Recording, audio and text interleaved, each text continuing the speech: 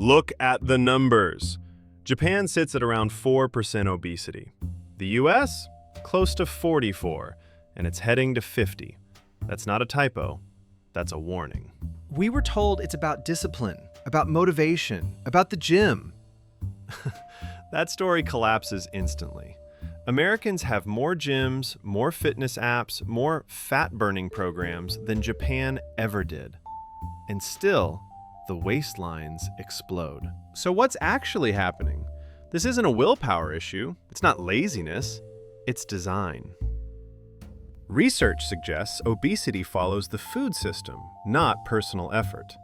When food is engineered to spike blood sugar, override hunger signals, and keep you eating, the outcome is predictable. Every time. Japan didn't magically become disciplined. They just avoided a broken system. And that system? It didn't fail. It works exactly as intended. Stop blaming laziness. Right now. That excuse doesn't survive 5 seconds of data. Here's the uncomfortable part. Americans have 6 times more gym memberships than the Japanese. More treadmills, more trainers, more fitness influencers yelling at mirrors. And still, obesity keeps climbing. If movement was the fix, this problem would be gone already. So what's missing? Food quality, food timing, food design. Studies show exercise barely moves the needle when the diet keeps hijacking insulin and appetite hormones. You can't outwalk ultra-processed food. You can't outlift seed oils and liquid sugar. Japan doesn't rely on gyms to stay lean. Their baseline diet doesn't constantly trigger fat storage. Movement supports the system. It doesn't fight it. Train all you want, but if the input is broken, the output always is too. This isn't about sweet tooths, it's about addiction by design. In Japan, people eat roughly half the sugar Americans do. Their yogurt isn't dessert. Their drinks aren't candy in a bottle. Sugar is present, but controlled. In the US, sugar is hidden everywhere. Breakfast, sauces, bread, healthy snacks. You don't opt in, you get trapped. Research suggests frequent sugar hits keep insulin elevated, mute satiety signals, and push the brain to demand more. You eat, you spike, you crash. Then you hunt food again. Fast. This isn't lack of discipline. It's biochemistry getting poked all day. Japan didn't remove pleasure, they removed excess. Less sugar means fewer spikes. Fewer spikes means appetite stays readable. Fix the signal, and suddenly, hunger makes sense again. A small in America isn't small. It's a trap. In Japan, portions are modest by default. Not tiny, just human. You finish the meal and you're done. No food coma, no regret spiral. In the US, plates keep growing. Cups keep expanding. Value size becomes normal, and your body adapts to the noise. Studies show oversized portions blunt satiety signals. Leptin whispers. Ghrelin screams. You stop knowing when enough is enough. Not today, over years. This isn't about self-control. It's conditioning. Japan didn't teach people to eat less. They never taught them to eat more. Big difference. Shrink the portion. The signal comes back. And suddenly, hunger stops yelling. Fast food isn't the enemy. Ultra-processed food is. In Japan, convenience food still looks like food. Rice, fish, eggs, broth, fermented sides. You grab it, you eat, your body recognizes it. In the US, quick usually means engineered. Refined starches, added sugars, industrial oils, shelf life over nutrition. Same word, totally different input. Research suggests highly processed meals digest too fast, spike glucose, and bypass normal satiety. You eat more, you get hungry sooner, and you think something's wrong with you. Nothing is wrong with you. Japan solved speed without breaking biology. The food still asks the body to work a little, to signal, to stop. Fast isn't the problem. What it's made of is. These oils were never food. They were cheap fuel. Seed oil slipped in everywhere. Fryers, sauces, snacks, even healthy meals. Soy, corn, canola, sunflower. You didn't choose them. They chose you. Research suggests these oils oxidize easily under heat and storage. Once inside the body, they linger for months, sometimes longer. That means prolonged inflammatory signaling and slower metabolic feedback. Here's the scary part. Sugar spikes and falls. Seed oils stick around. They embed into cell membranes, and the signal noise doesn't shut off.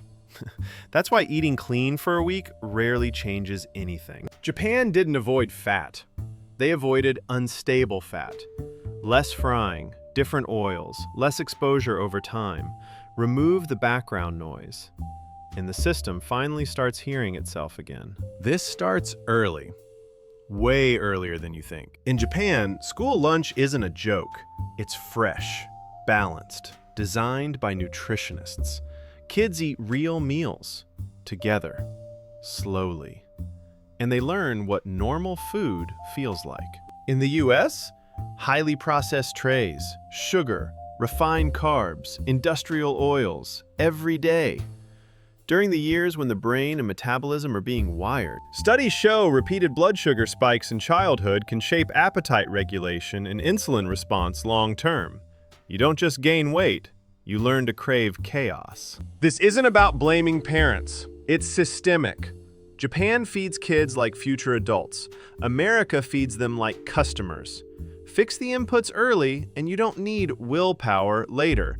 You get stability by default. You don't fail your diet. Your environment does. In Japan, vending machines sell tea, broth, coffee without sugar bombs, rice snacks. The default option doesn't hijack your biology. In the US, the same machines push liquid sugar, refined starch, and industrial oils. Grab and go turns into spike and crash. Research suggests repeated exposure to hyperpalatable food rewires decision-making. The brain stops choosing, it reacts. Fast. This isn't about discipline, it's about friction. Japan made unhealthy choices slightly inconvenient. America made them effortless. Change what's around you, and suddenly, self-control stops being a daily battle. Stop asking why this keeps happening. The answer is obvious. You eat engineered food, you feel bad, you get symptoms. Then pills show up. New symptoms appear. More pills follow. That's not failure. That's a subscription model. Food creates the problem, medicine manages the fallout, and nobody touches the root. Research suggests chronic metabolic stress often starts with daily dietary inputs, not genetics or motivation. When the signal stays broken, treatment never ends. It just rotates. This isn't about evil doctors, it's about incentives. Japan didn't build a system around symptoms. They kept the baseline clean enough that symptoms stayed rare. If you're stuck in the loop, you're not weak, you're subscribed. And unsubscribing? That part scares the system the most. Food used to mean something. Now it's just margin. In Japan, wasting food is shameful. Meals are intentional. Ingredients matter. You eat, you stop. End of story. In the US, food is optimized for profit, shelf life, hyperpalatability, infinite snacking. Eating never really ends. Research suggests constant grazing and ultra-palatable inputs blur hunger cues. The body stops trusting the signal. Everything feels like, maybe I'm hungry. This isn't nostalgia, it's physiology. Japan didn't romanticize eating, they respected it. That respect kept feedback loops intact. When food has no meaning, the body loses context. And without context, signals turn into noise. Everyone asks the wrong question first. Sugar feels obvious. It spikes fast, it crashes hard, and yes, it causes damage. But here's the twist. Research suggests sugar burns off relatively quickly once intake drops. Blood glucose stabilizes, insulin calms down, the signal clears. Seed oils don't play that game. They hang around. They integrate into cell membranes. They keep sending low-grade inflammatory noise long after the meal is over. Weeks, months, sometimes longer.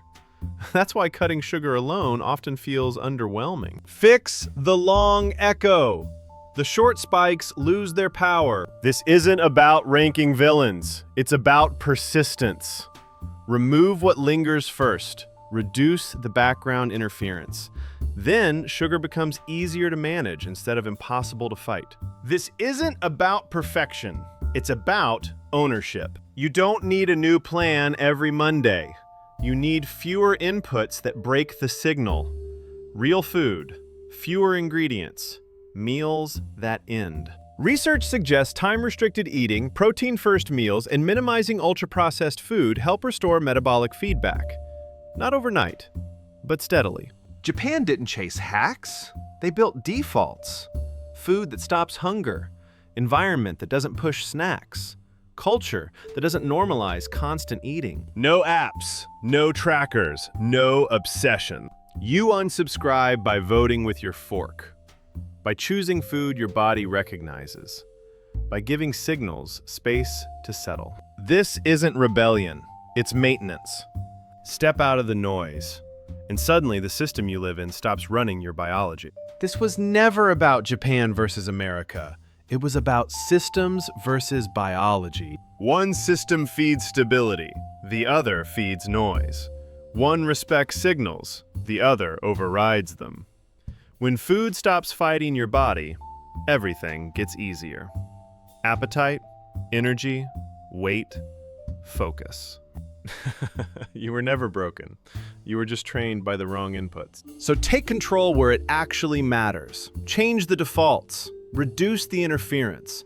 Let your biology do what it already knows how to do. Always listen to your body and consult with your doctor before making big changes. Thanks for listening. Stay curious, stay sharp.